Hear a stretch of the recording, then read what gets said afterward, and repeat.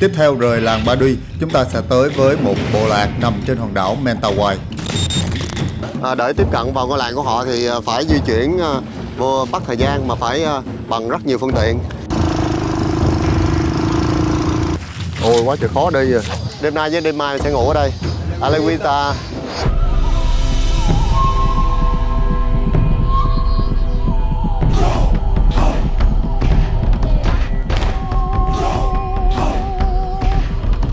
Loloy này. Iya bay.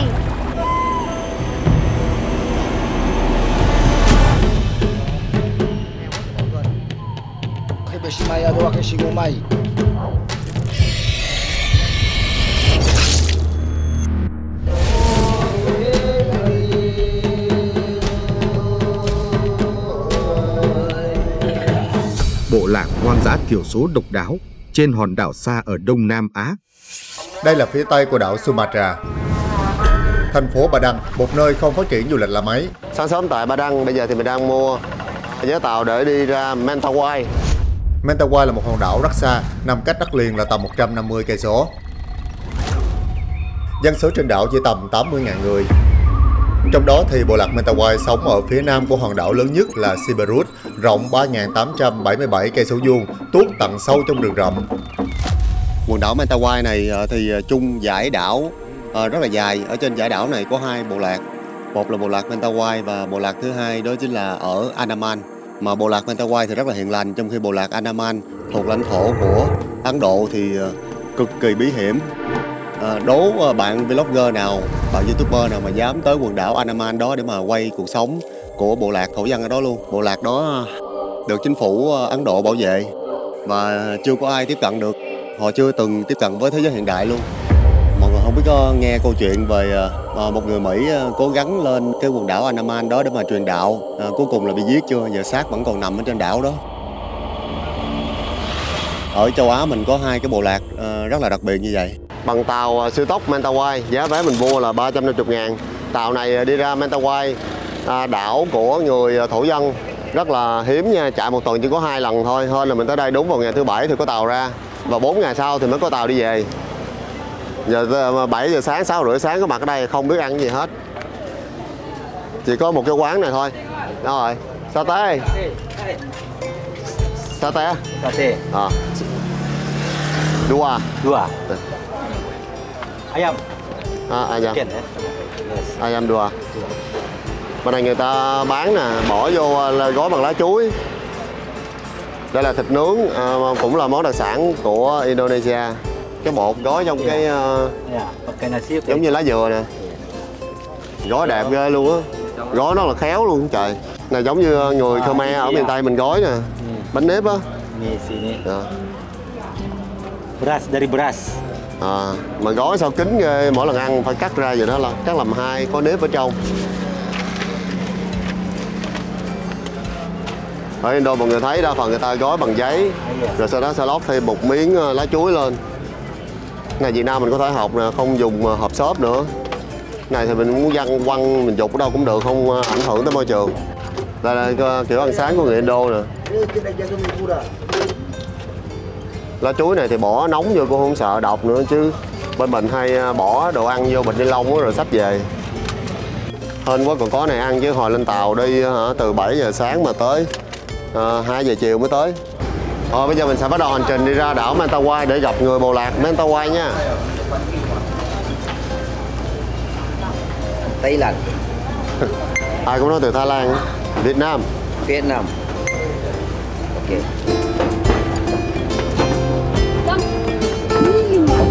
Ngồi trên hay ngồi dưới đây? Ngồi dưới này sợ xa sống lắm á, lên trên đi. Tàu khởi hành nha. Trời nơi sao tối thui kìa. Dưới sông này toàn rác rến không, mà sông này hướng ra biển luôn á. Indo là đất nước mà nhiều rác nhất, nhiều rác thải nhựa nhất trên thế giới mà thải ra biển. Tàu khởi hành thôi. Nè, ra cửa sông ra biển nè. Ngồi trên tàu thực sự rất là bồn chồn, sốt ruột, một phần là do tàu quá nhồi sóng, một phần là do lo lắng không biết là vào bộ lạc như vậy thì có an toàn hay không, vì trong đó không hề có sóng điện thoại, mà giờ phóng lao phải đi theo lao thôi.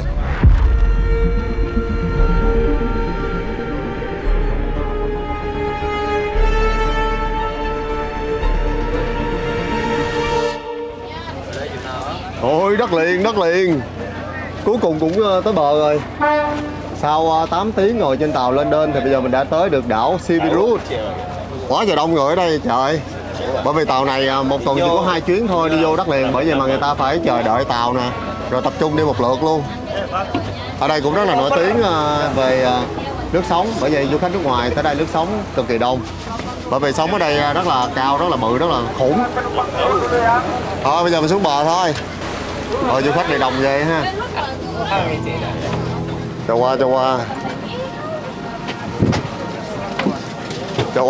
qua. Yeah, cuối cùng được bước lên đảo Sibirut rồi. Cảng này tấp nập nhộn nhịp quá ta. Đông người quá, giờ kiếm người quen đâu đây. Quá trời cái tàu gì đâu mà đi quá chóng mặt rồi bị xe sóng luôn. Xe sóng gần chết, tàu đi 6-7 tiếng mới tới, 7 tiếng đồng hồ. Giờ biết ai là người thân của mình đây, không ai chào đón mình hết vậy.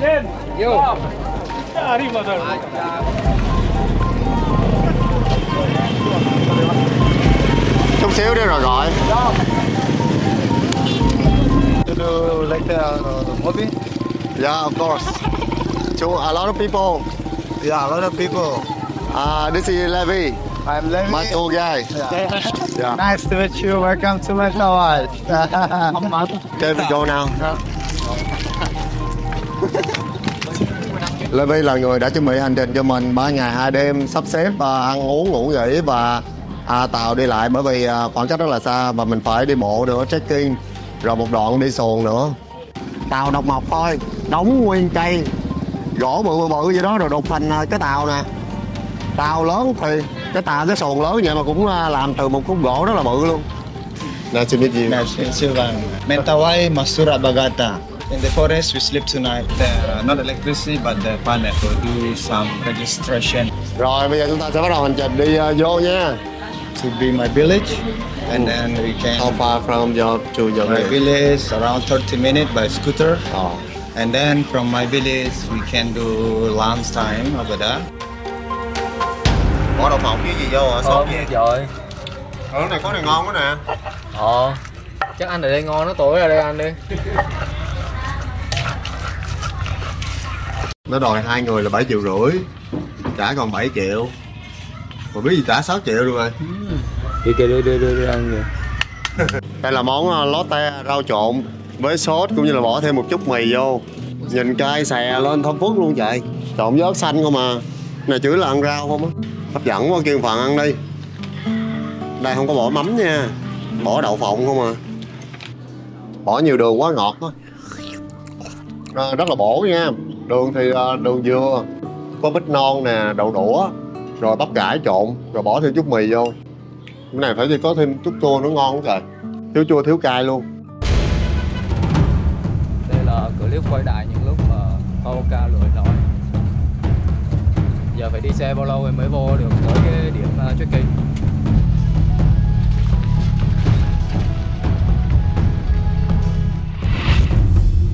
Bộ lạc Mentawai sống ở tuốt ở trong rừng, bởi vậy mà mình phải di chuyển rất là xa đi vô chính giữa của hòn đảo luôn.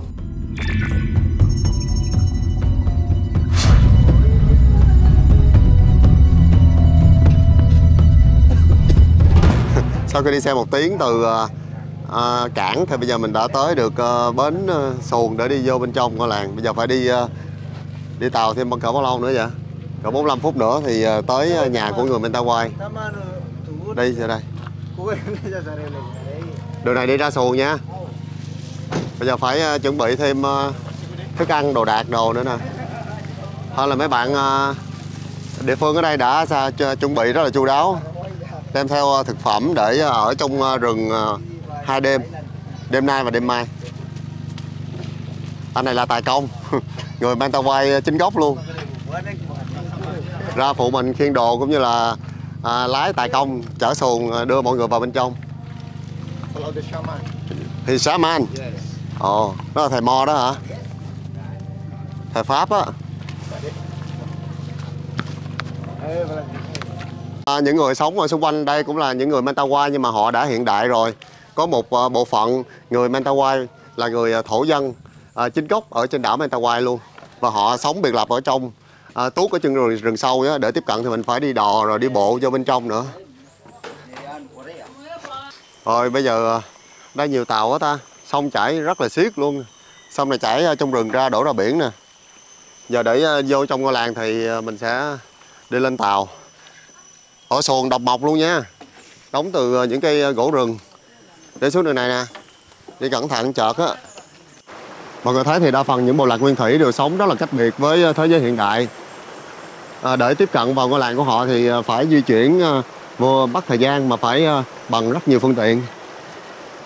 Mình đi từ bên trong đất liền ra đây, ngồi phà không đã là 7 tiếng, đi xe 1 tiếng tới ngôi làng rồi bắt đầu chuyển qua đây đi thêm 45 phút nữa thì mới vào bên trong ngôi làng. Phải giữ thăng bằng nữa thôi để lạc xuồng kìa.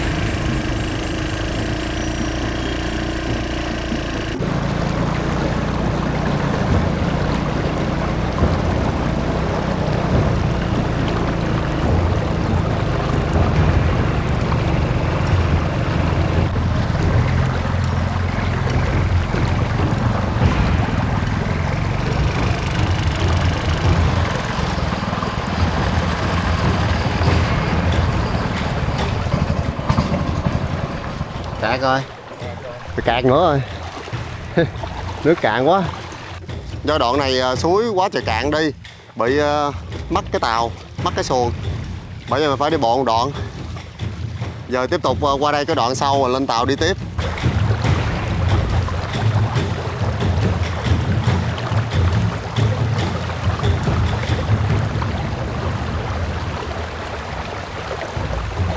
Nước đây trong veo luôn mọi người ơi, mát lạnh nè. Giờ bị mắc cạn ở đây rồi nè.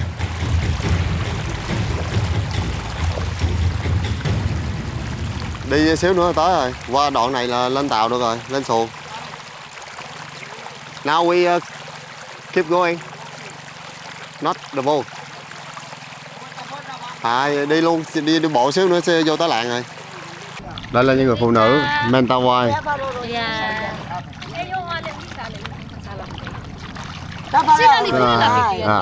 Họ ra để chào đón mình. Có những người mặc áo, có những người không mặc áo luôn.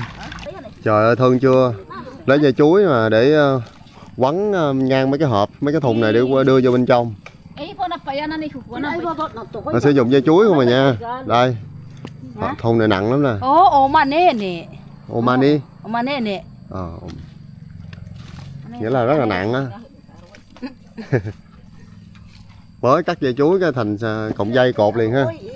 Chắc hơn dây thừng nữa trời. Được không? Buat ni siapa kata nak hay teba anunya hay. Buat nak hay khabar baik tak kata dia. Mấy chị này ra phụ nè với cô này. Cô này là vợ của một pháp sư thầy Pháp thầy Mo ở đây. Bui, anak lihat apa keraton. Cái cam cho mượn cái đôi dép bên cạnh không? Thì qua đây rút đi nè.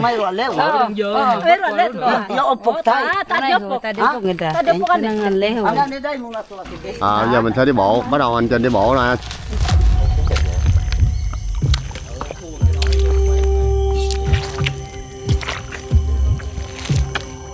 Tới chưa ta, nãy giờ đi lâu dữ rồi đó.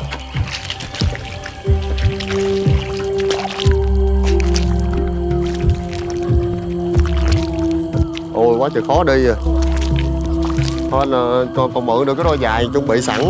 Cái đôi giày chống bùn này không thôi là đi chậm nhẹp khó đi lắm đó nha. Mà người Mentawai ở đây họ đi dễ dàng chứ kìa. Ta đi trước mình nãy giờ ta kêu lẹ lẹ, ta đợi lâu lắm rồi đó.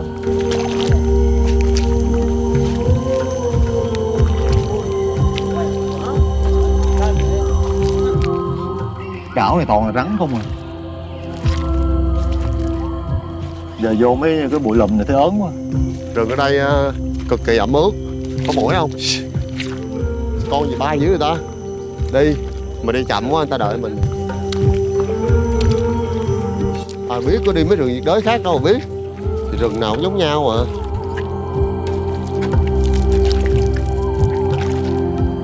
Tại vì ở đây mình thấy có rất là nhiều mấy con rắn cặp ni á, màu trắng với màu xanh á. Rắn sọc vằn á, rắn nó độc lắm đó nha. Quất một cái thôi là đi đời liền á. Bởi vì ai thấy rắn nó đẹp đẹp đừng có sờ nha. Khu này rất là nhiều. Hôm qua suối cũng gặp nữa, rắn nó sống ở biển mà sao ở trong suối mình cũng gặp nữa. Có khi nào ở trong đây cũng có không trời? Sau một khoảng thời gian lặn lội thì bây giờ đã tới được nhà của người Mentawai. Nó là nhà tập thể của họ ở trong này nè.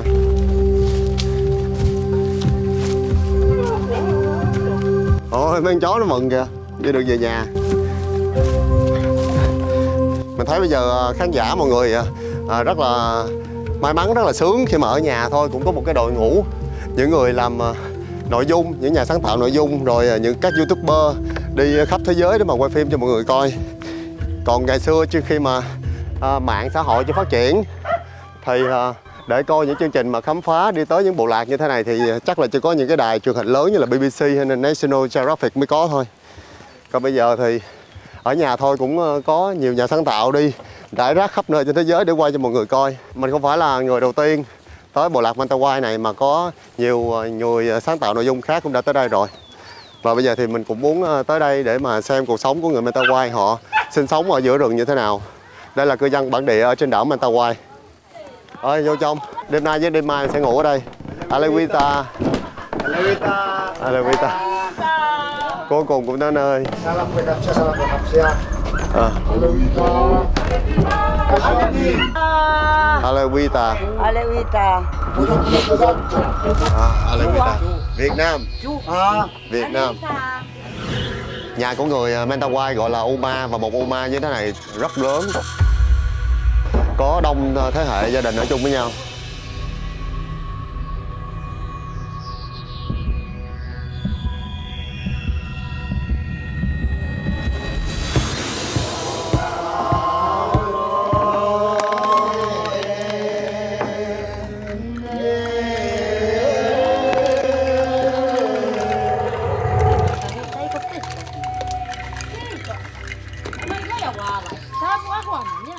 Mọi người thấy người ta treo nè, toàn là đầu lâu, khỉ không. Ngày xưa thì biêu đầu là những ai có tội lớn thì mới bị biêu đầu thị chúng. Còn bây giờ những con khỉ này không có tội tình gì hết trơn cũng bị biêu đầu, treo đầu lên đây. Hồi trước khu rừng này còn nghe tiếng chim hót, khỉ kêu, còn bây giờ trống lỏng không nghe con gì nữa hết trơn. Tại vì bị treo lên đây hết trơn rồi. Mọi người thấy chỉ có một cái thế hệ gia đình ít người vậy thôi mà đã săn bắt, muốn cạn kiệt thiên nhiên luôn. Thì hỏi cả cái loài người nhiều như vậy mà ai cũng ăn thịt thì làm sao mà thiên nhiên nó phục hồi cho nổi. Tiếp tục khám phá những điều độc đáo chỉ có tại Indo, và đây chính là bộ lạc duy nhất ở Đông Nam Á sống trên một hòn đảo biệt lập.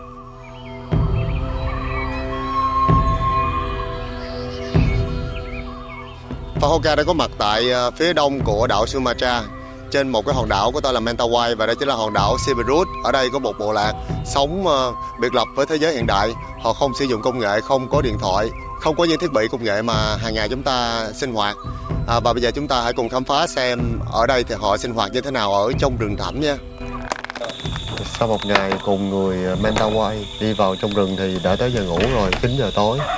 Ai cũng tắt đèn chứ người ta. Thôi mình đi ngủ luôn. Lâu rồi mới có cảm giác mà ở trong bóng đêm rồi với cây đèn cày này.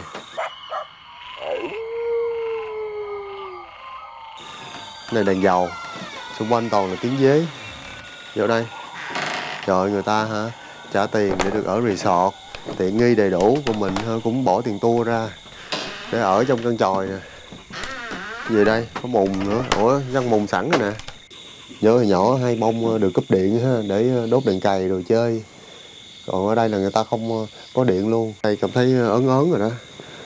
Không biết tối nay dám đi đái không nữa, bước ra ngoài xem con này con kia cái nổ rình bắt mình không trời.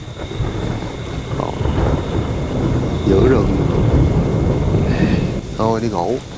Mai sẽ tiếp tục hành trình cùng với người bộ lạc Mentawai để khám phá những điều thú vị khác.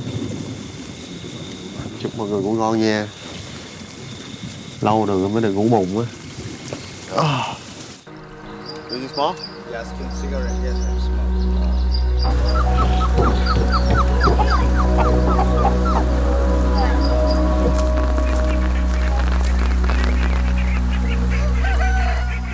Tối qua mình ngủ ở cái nhà bên đó đó, ngủ với người Mentawai 2 đêm, ngủ nhà phụ, nhà đó dành cho mấy bạn thiếu nhi, mấy đứa nít.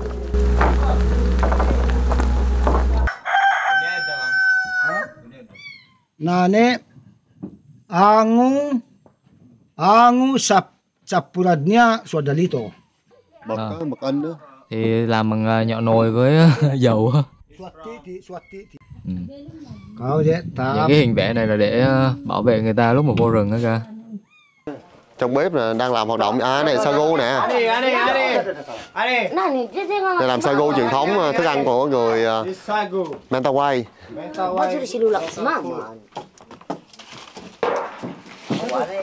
Sagu là một loại bột lấy từ bột cọ, từ cái cây sagu á.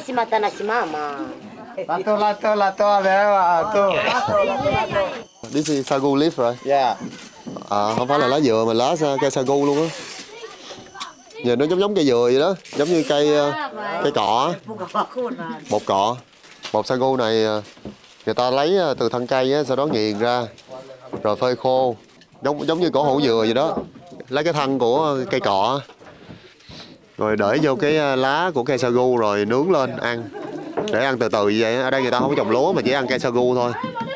Ván thì làm bằng ván của cây dừa, chỉ xếp lên thôi, không có đóng đinh nha, đi nó sập sụi nhúc nhích, cục cửa. so rice.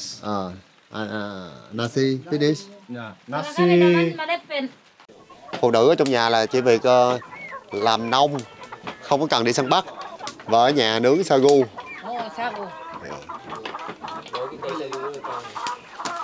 Cái này là sagu nướng nha, giống như nếp nướng của mình vậy đó, bỏ trong lá dừa rồi cuốn lại rồi nướng luôn. Họ không có ăn gạo như mình, không có ăn cơm, mà nướng sagu ăn mỗi ngày luôn. Mình thì ăn cơm mỗi ngày, người ta thì ăn sagu mỗi ngày.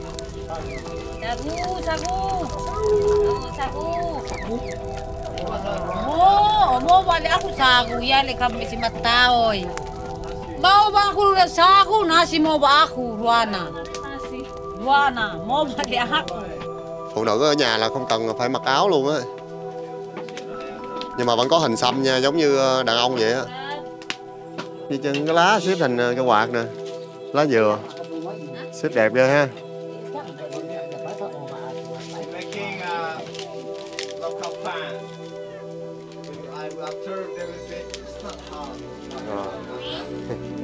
Rồi đúng rồi đó, cho một cái đi đập.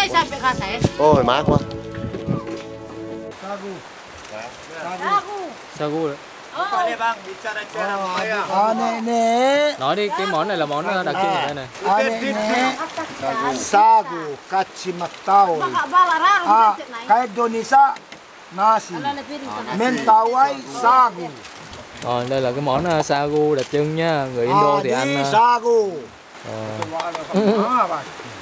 chứ không lòng thòng nha. Kan kayak gitu. Mentawai thì ăn móc vậy nagu. Rồi ăn thử đi, để cho cảm giác đi, vị như nào. To lên. Có thời gian rồi, lật nhách rồi, mà có mùi chua chua, giống như ăn bánh bò bị hư á, đỡ qua ngày nó chua lên á. Còn không biết ăn đâu, khó ăn lắm. Ya sagu. Sagu meru. Meru. Kau vainia, kau sagu. Hey. Bây giờ người Mentawai sẽ dắt mình đi rừng để tìm những cái cây hương liệu cũng như là cây dược liệu ở đây. Dược thảo dược. Ủa đi hướng này vô rừng hả? Trong đó muỗi lắm, bởi vì phải mặc mấy cái này vô để chống muỗi.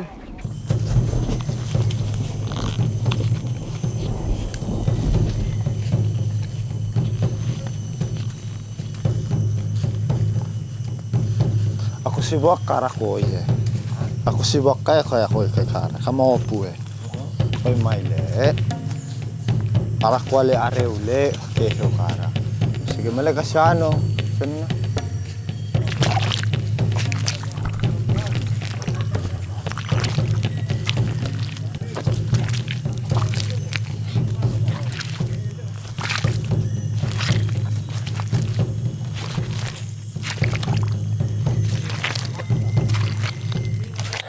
Ở đây đúng kiểu là ngủ với người bản xứ luôn. Ăn với người bản xứ, ngủ với người bản xứ, rồi đi với người bản xứ. Rồi sáng nay đi vô rừng để mà tìm những nguyên liệu để mà đi săn. Ở trong rừng có những cây ăn được nhưng mà cũng có cây đầy chất độc, thì người ta sử dụng chất độc đó để mà đi săn. Từ làng này qua nhà kia là phải đi qua những con đường ở trong rừng như này chẹp nhẹp à, bùn sình không à. Đâu có đường mòn rồi như mình dễ đi đâu. Phải lội bùn lội sình đi băng rừng á. Mà dạo gần đây những cái video về chủ đề bộ lạc đồ này kia rất là thu hút người xem nha. Không biết là do mọi người tò mò về cuộc sống của những người sống tối giản ở trong rừng, hay là người ta đã cảm thấy chán với cuộc sống hiện đại rồi và chỉ quan tâm đến những cái cuộc sống ở trong rừng như thế này thôi. Bùn quá, giờ tới đây rửa chân cái đó. Rừng ở đây cực kỳ rậm. Vô trong đây là hết thấy nắng mặt trời luôn rồi. Đây là cây sagu không nè. Cây sagu họ lấy để lấy bột của cái cọ này để mà ăn, chứ người ta không có ăn gạo như mình. Mưa rồi, trời ơi. Bữa này mưa thoáng qua hết vậy. Quang mata na padiano na, lihat dah.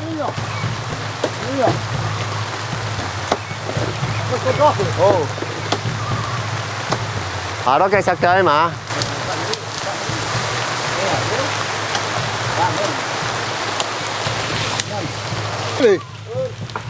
Tahu kalau baik ko. Kalau begitu baik ko. Cái gì? Tahu tak? Ya di kamera. Makasih makasih.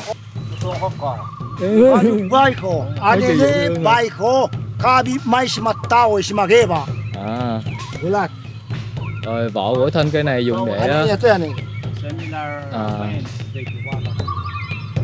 Rồi làm cái nịt này nè. Tak sering juga kamera.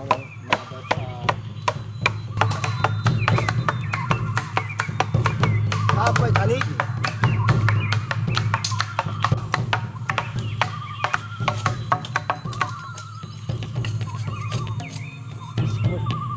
Bele na bele dunia lah.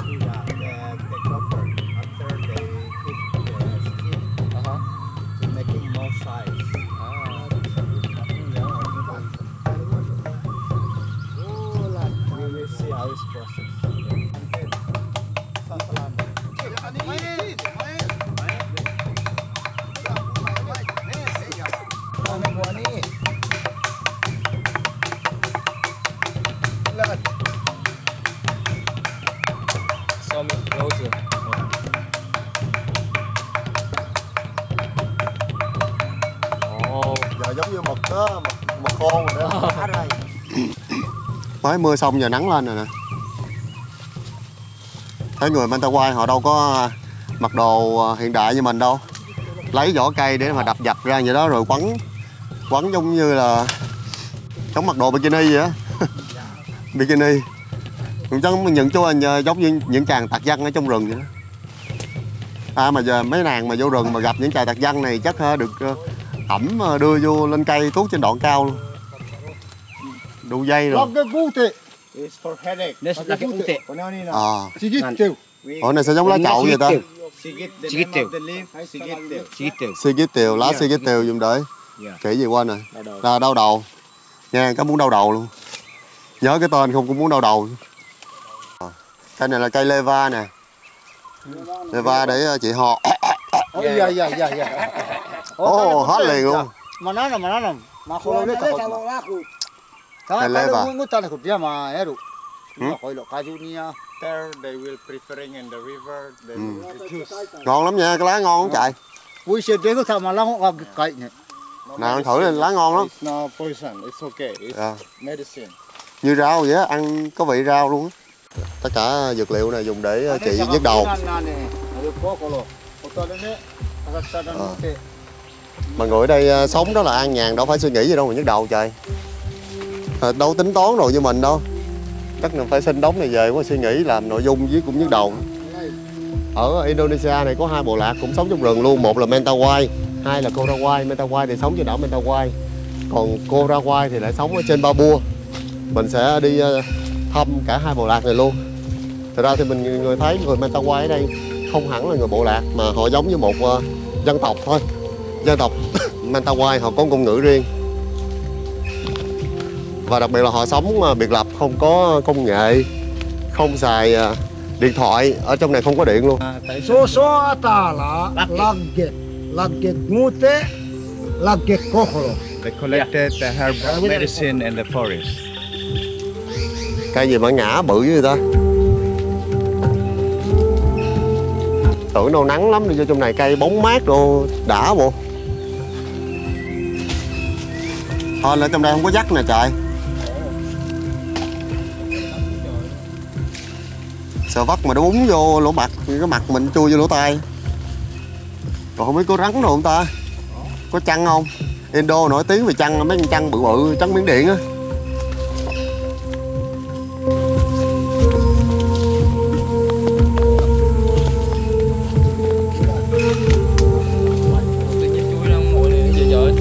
Tôi người rừng mà.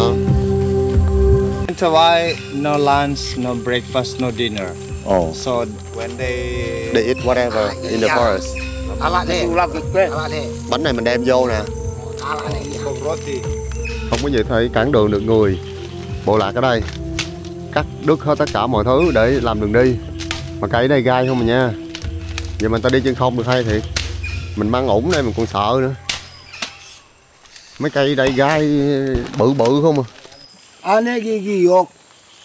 Oninya giyok lagget ane. the name of the mới nói chặt cái này làm cái thớt vậy thôi hả? Ừ. Trời ơi chặt nguyên cái cây luôn ta. Làm cái gì? Làm cái thớt thôi. Mà lên cắt. À, này là để đốt cái gai của cái cây này nè. Cây này gai không mà đốt để nó bớt gai đi, bớt nhọn. Để mà đập dập mấy cái lá này ra để trộn với nhau tạo thành thuốc. Nguyên đống lá này là dược liệu nè. Rồi xong lấy cái này giống như làm cái bằng bào vậy đó, tại vì có gai sẵn rồi kìa không? Đó. Mấy gai nhọn bị đốt bớt rồi đó. Giờ chỉ còn gai bị cuộn rồi.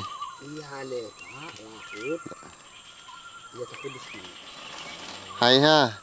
Thành cái bằng bào rồi đó. Đó là bằng bào hết chưa? So it becomes smaller. This smaller. Bào mấy cái lá này ra. After they will small and the pressing, no? It's okay. Now it's okay. No spike anymore. Có lưng thì ta cũng có. Bên hông cái hông đâu đây trong lưng không. Vô cô chị ơi.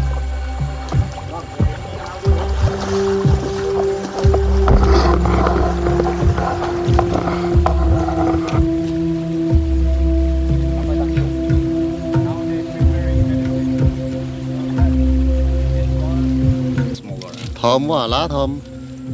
Người ta dùng cái cạnh cọ dừa này để mà bào ra thành thuốc nè. Masih katuta masalah kita nani buat ane masa katuta nani buka tubuh. When you like tired, masih when they take this medicine, iya lewat. Iya sih meru tu orang turi ada lagi ada bol.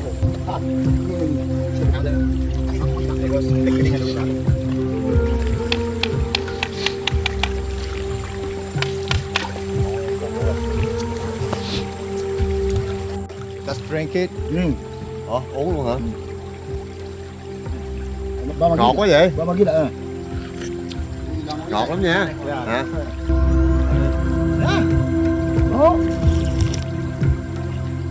This not for like this.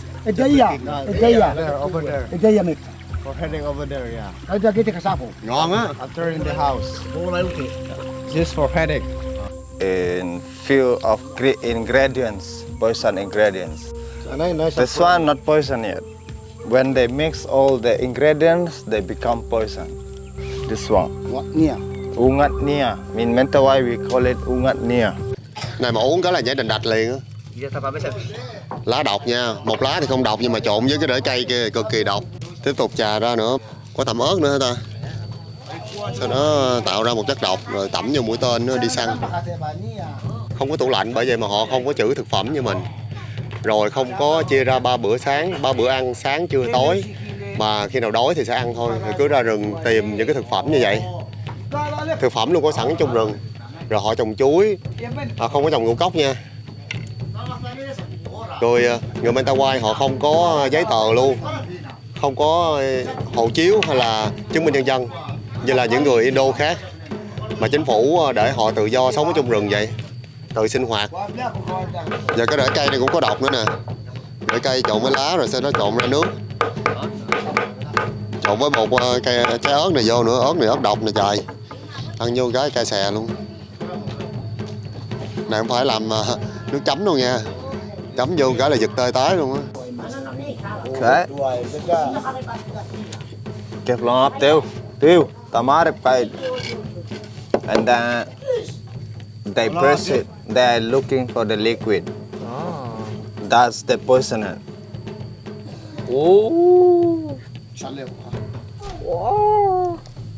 Don't try, don't touching, they will be die. Sau khi ép cái nước ra thì bây giờ đã thành một chất độc. Chất độc này bôi trên da thì không sao nha, nhưng mà chỉ cần thấm vào người, vô máu là ảnh hưởng tới tim ngay lập tức và khiến tim ngừng đập chỉ trong vòng 5 phút. Mũi tên bằng đồng như thế này thì họ chỉ bôi lên cái thân thôi, không có bôi lên cái mũi tên. Bắn vào một con lợn rừng là có thể chết trong vòng 5 phút, rồi họ sẽ lần theo cái dấu vết đi kiếm để lấy thịt của con heo rừng. Đây là cách mà người Mentawai họ đi săn ở trong rừng á. Bởi vậy mà mọi người thấy ở trong nhà của họ treo rất là nhiều xương sọ. Nào là khỉ, lợn rừng.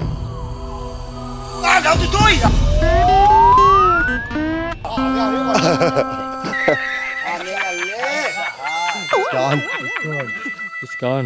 Quá chẹp nhẹp rồi. Rồi lúng.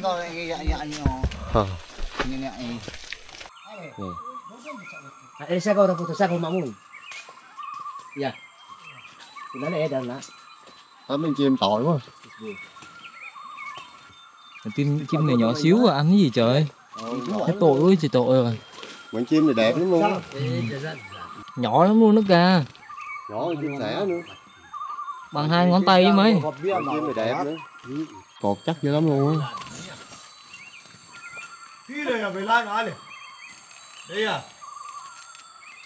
Cột sao hay vậy trời. Ủa, thả nó đi nó bắt lại á kìa. Giờ nó bay hết nổi rồi. Rồi được rồi kìa. Người ta sống rất là thanh bình ha, trước nhà có một con suối trong veo luôn. Ở đây người ta không có xài mỹ phẩm nha, giặt giũ đồ là chỉ nhúng xuống nước thôi. Mà rất là ít tắm, một tuần tắm một lần thôi. Còn bây giờ thì sau khi đi tham gia cùng với cánh đàn ông đi săn bắt thì cánh phụ nữ ở nhà sẽ đi bắt cá.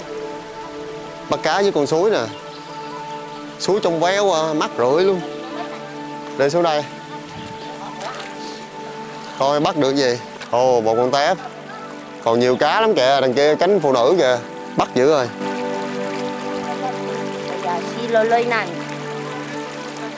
Iya, pai. Hello, boyan ne di boyan.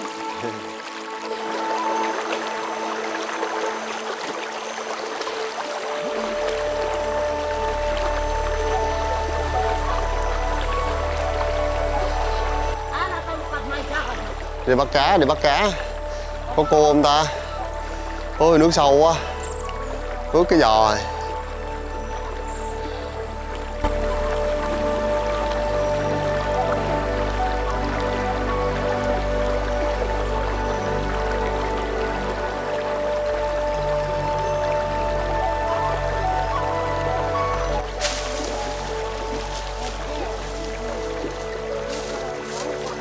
Phụ nữ không có sợ rắn gì ha. Cứ đâm đầu vô bụi lùm không à. Cá núp trong đó đó.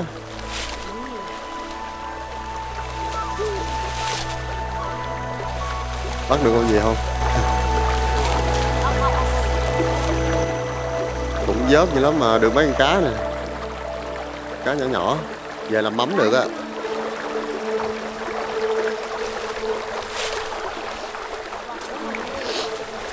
Đây cá nhỏ nhỏ không à. Suối này sạch mà sao ít cá vậy ta. Phụ nữ đây là chỉ tròn bằng một cái vải đỏ vậy thôi á. Không mặc áo luôn. Rồi, nguyên con tôm luôn.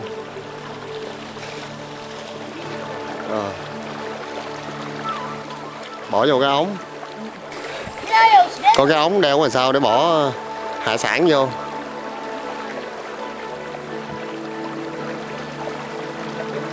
Ồ, quá trời tôm cá luôn ta.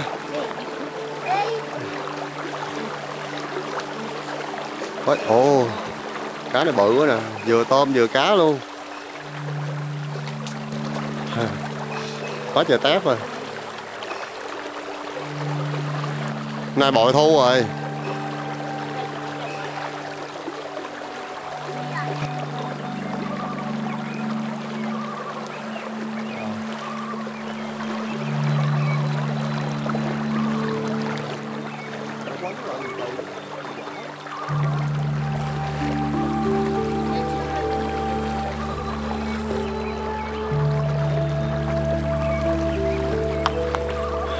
Bắt được con nào là phe chiến tích lên con đó. Đây con gì đây? Tôm càng không à nha. Con tôm càng. Ủa nó kẹp nè. Dạ ai vô.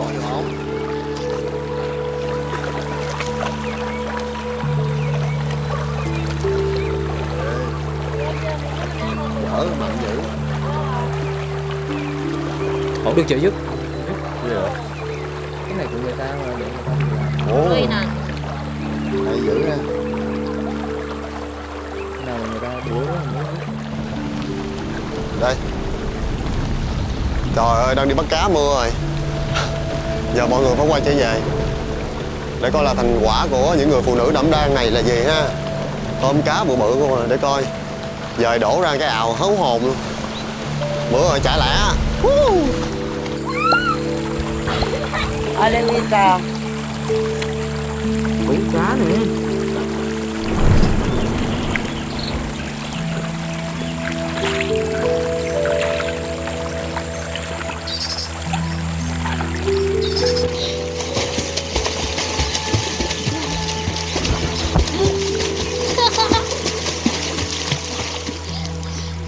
Chứ nó thả trôi là nó ngập suối kìa, nó vui. Chơi như nào?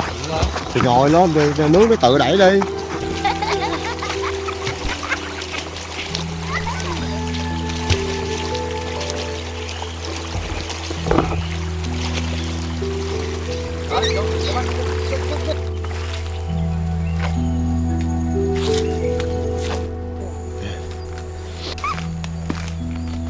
Bukan ya, Pak.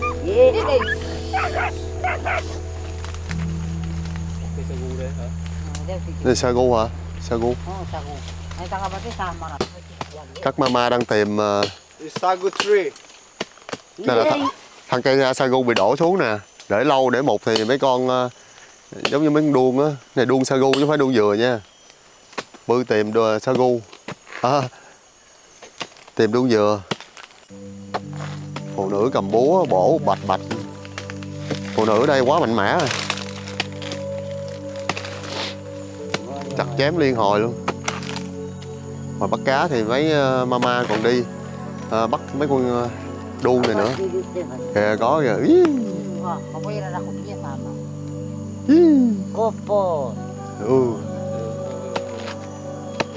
Nhìn béo ngậy ha. Tươi mới luôn.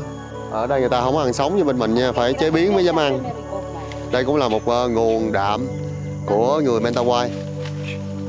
Trời ơi, mấy con chó nó nhảy mà nãy giờ tưởng con gì cũng hú hồn hoài. Usually they eat alive. Sau 1 giờ bắt cá, trời ơi, ốc đã vậy. 1 giờ bắt ốc bắt cá, bây giờ về đổ chung với nhau thu nhập thành quả. Đây. Ốc suối nè, cá suối nè, tôm tam càng suối nè. Này cho đủ gia đình ăn không ta? Ốc này ốc gì vậy trời? Itu mai, isi. Có mấy con này. Ngày vậy là hạnh phúc với họ lắm rồi đó. Ốc nó nhỏ quá sao ăn được gì ta? Vô đi. Nhìn lấy. Aku cuannya. Hỏi quá, phải đội đèn vô. Đàn ông thì được ăn ở ngoài chính điện, ngoài trước cửa nhà, sảnh trước. Còn phụ nữ là phải ăn sau bếp vậy nè. Đây là thành quả của những người phụ nữ sáng nay đi bắt cá, bắt tôm, bắt cua. Trời ơi.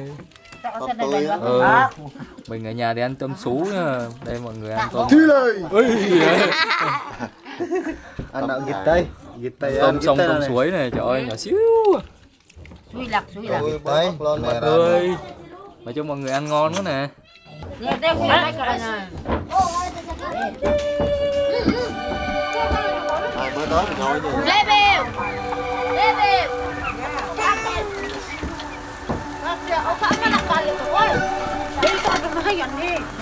Cơm hả?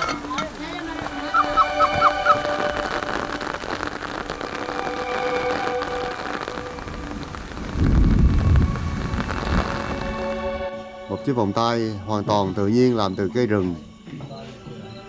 Anh đã lặn lội đi vô túi trong rừng để tìm. Có bài hát chiếc nhẫn cỏ ha, coi đây là vòng tay cây. Nhưng không phải cây mây đâu, cây gì á. Buổi tối thì cả đại gia đình sum họp với nhau ăn cơm. Nhà này đông người ghê trời. Mà bây giờ ở đây cũng có điện năng lượng mặt trời nha. Có bóng đèn thôi nhưng mà không có sạc thiết bị, không có sạc điện thoại đâu được. Trong này là hoàn toàn không có sóng điện thoại luôn.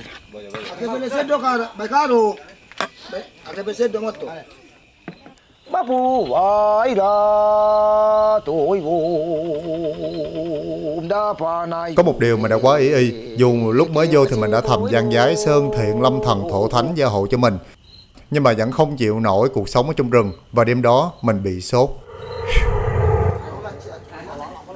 Vô rừng mà bị bệnh dữ rồi. Qua giờ bệnh liên tục, và bệnh nặng lên luôn nha. Quá giờ nóng rồi, chết đầy thứ lên mặt luôn, rồi là cỏ cây, rồi là trời, thấy được người dân làng quan tâm chưa.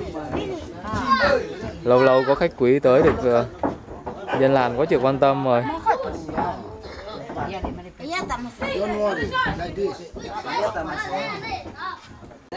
Biết đâu bôi mấy cái thuốc này lên nó mát người sao. Toàn là cỏ cây thảo dược tự nhiên không à.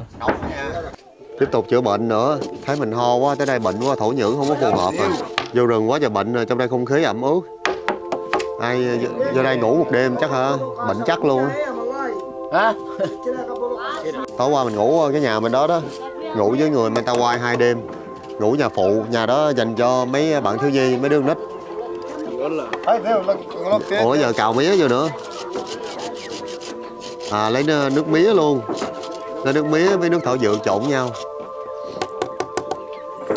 Bên đây là pháp sư, còn đây là đại phu. Dạ. Đại phu. It's medicine for him as well. Đại phu chị ho mà đại phu quá trời ho rồi.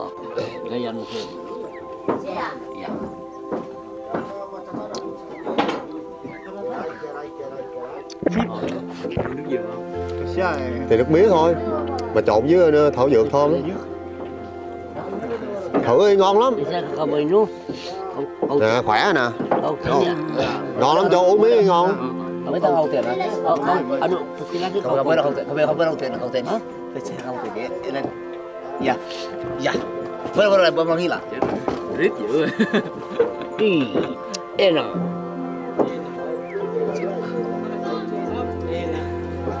Massage hoài luôn.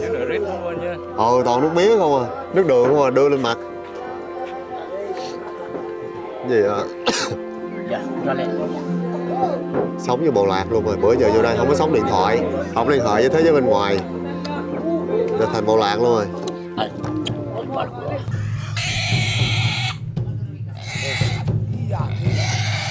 Đừng heo quá trời bự coi.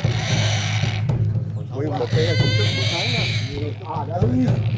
Mà cột lại nè, thấy không? Cột lại bằng lá dừa. Mà chắc lắm nha.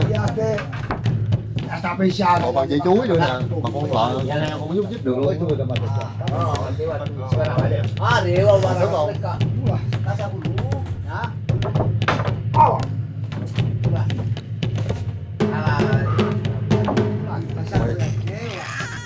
Có cả gia hệ dòng họ sẽ tổ chức lễ hiến tế, lễ trừ tà.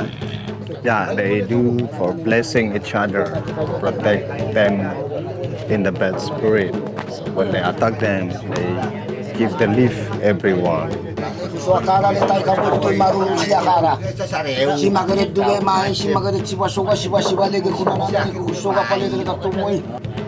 They use getting out of the spirit everywhere to protect them by itself. There's the leaf, we call it island leopard. and then they will basic after that they will sacrifice for the pig.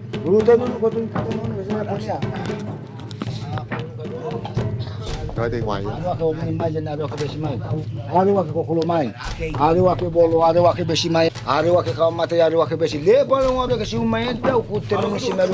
Vừa rồi đó là nghi thức xua đuổi tà ma và liên kết giữa các thế hệ thành viên trong gia đình.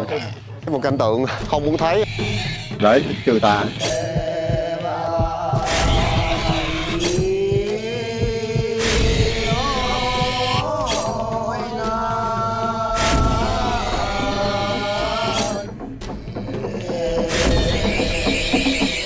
Lần đầu tiên thấy người ta giết mổ trong nhà luôn á, rất là ớn, tiếng hát thất thanh quá.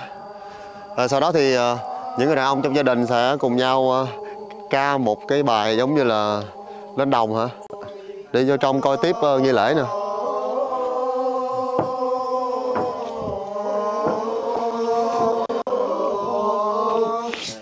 Máu mà trên nhà vậy luôn, chó liếm mà sạch bon cái nền nhà luôn, nãy văng tung té lum chứ. Giờ thì thầy cúng sẽ coi trong trái tim vừa mổ ra để đón được vận mệnh của gia đình mình trong tương lai sẽ như thế nào. Đây là coi gân máu trái tim và đón được vận mệnh nè. Sắp tới săn bắt cũng tốt, mùa vụ cũng sẽ tốt, cả gia đình hạnh phúc, nhiều vận mệnh tốt. Ôi nay đại gia đình vui quá, có thức ăn rồi.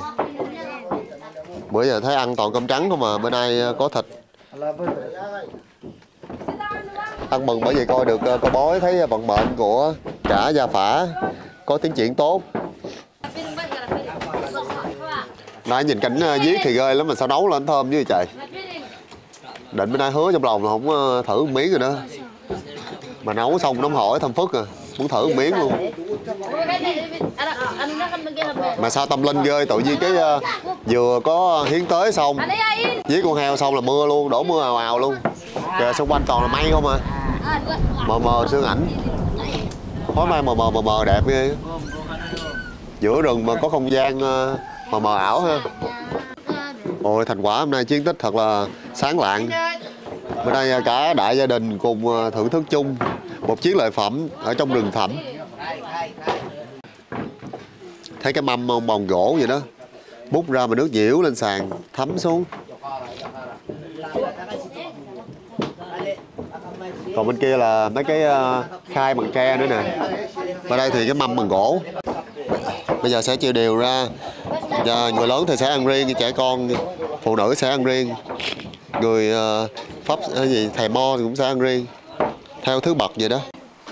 Chia theo từng gia đình. Mỗi gia đình sẽ có khẩu phần riêng.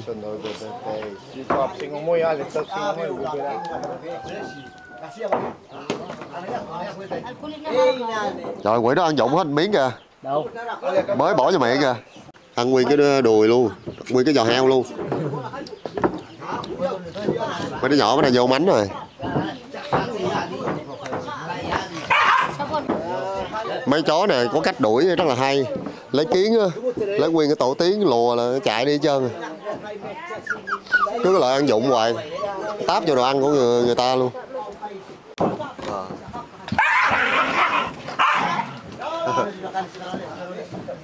Cách đuổi chó này không cần đánh đập gì hết trơn. Lấy tổ kiến lùa vô là đi.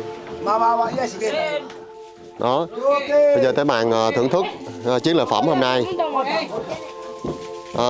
Thịt heo mội, thịt heo rừng ăn với sagu. Đây là cách mà người dân tộc Mentawai, bộ lạc Mentawai ở trong rừng họ sinh hoạt như thế nào. Ngoài săn bắt thì họ còn đi thu hoạch sagu để mà làm bánh.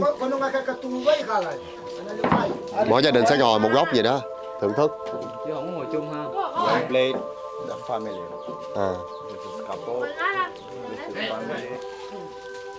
This is for the family. This is family. Not a big family.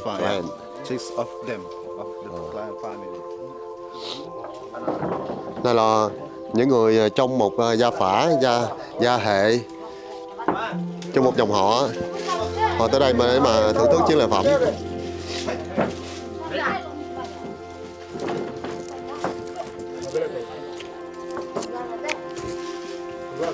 Cái này cũng rất là may mới gặp được, bởi vì Lâu lâu mới có một cái chiến lợi phẩm và ăn mừng vì đã đưa ra kết quả tiên đoán về vận mệnh của người dân tộc, người bộ tộc Mentawai. Chỉ có những bữa tiệc lớn thế này thì mới có sự hài hòa nam nữ rồi bàn chung với nhau, chứ bình thường là nam sẽ ăn phía trước, nữ ăn phía sau. Người Mentawai không phải lúc nào cũng được ăn thịnh soạn vậy đâu ha, mà chỉ có những dịp cùng nhau thiến tế để mà tìm ra tương lai vận mệnh của gia tộc thì mới có những bữa tiệc thịnh soạn thế này, chứ bình thường thì họ chỉ ăn cơm trắng với rau củ thôi.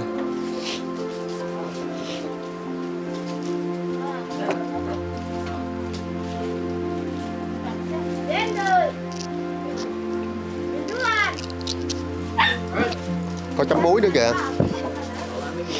Bởi vì cái sagu lạc nhất à. Sagu có mùi chua chua, giống như mang lên chua, lên bột lên mang vậy đó.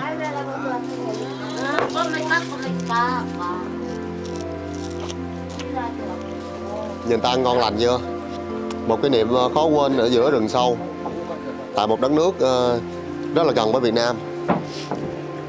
Một nước bạn hàng xóm tại Indonesia mà cũng có những tập tục và cái cuộc sống đơn giản như thế này trong rừng sâu và ở tuốt ngoài đảo nữa chứ. Gia đình rất là nhiều luôn. Yes, 1, 2, 3, 4 children. Ya, sangat keluarga. So yeah, that's Ở đây cái gì người ta cũng làm thủ công hết nha, không có vỏ túi đồ như mình đâu, cái gì cũng làm từ thiên nhiên chứ. Tôi nói mà cái lồng gà cũng làm từ lá dừa luôn, rồi nón cũng vậy, quần áo cũng làm từ vật liệu thiên nhiên thôi. Rồi cái túi quá đẹp rồi, đang khéo léo rồi, bỏ gà vô đem ra chợ bán.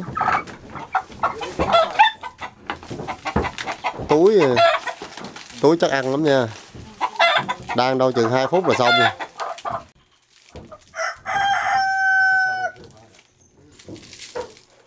Chú này giỏi vậy, cái gì cũng làm được chứ. Vào buổi tối không có ai cắm mặt vô điện thoại như mình thời hiện đại chứ.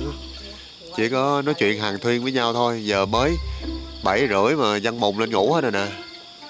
Ngủ dưới sàn luôn, cả đại gia đình sẽ ngủ chung với nhau vậy đó.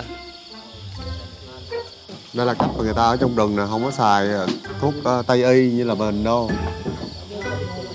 Toàn là ra rừng bứt cây rồi vô là trị bệnh luôn. Hôm qua bị sốt, nghẹt mũi, sổ mũi, đau họng. Trời ơi, đi tắm rồi giờ chút bôi chay chét luôn á. Bữa giờ bệnh cảm đi đâu cả tháng ở Ấn Độ, đi Indo này. Rồi cuối cùng là chui vô rừng này là bị bệnh luôn á. Mậu ở đây trong đây làm gì có thuốc, bởi vì mà nhờ thầy đi hái thuốc về. Có cảm giác giống như dầu mà bôi lên người vậy đó. Facial scare. Trời ơi, cái gì mà bôi khắp người luôn vậy. Giờ tối nay ngủ nữa, mai thức dậy là ok. Masala Makata. Trời ướt nhẹp hết trơn rồi.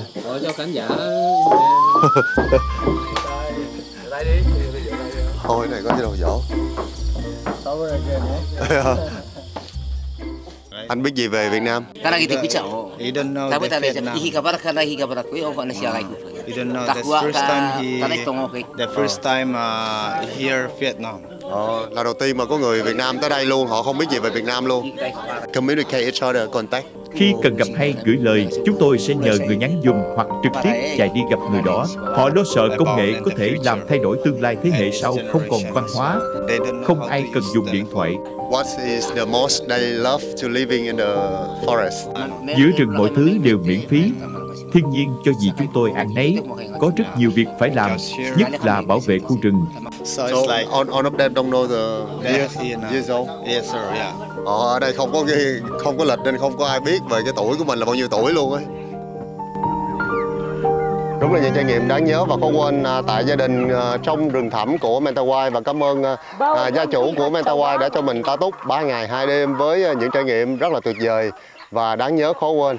Cảm ơn mọi người đã theo dõi tập những điều thú vị tại Indonesia. Hẹn gặp tiếp phần sau. Chào tạm biệt. Chào. Hẹn gặp tiếp phần sau. Masino Magata. Trên chiếc xuồng máy để đi về thì mình thấy đỡ bệnh hơn hẳn. Nhưng mà thấy tiếc đủ điều. Thứ nhất là phải rời xa cuộc sống bình dị với một bộ lạc rất là dễ gần. Thứ hai là người Mentawai không nghiện gì hết, chỉ là mê thuốc lá, có thể ảnh hưởng tới sức khỏe sau này. Và thứ ba là nạn chặt phá và rừng ngày một thu hẹp. Không biết là tương lai của người Mentawai sẽ giữ được bản sắc của mình cho tới đâu.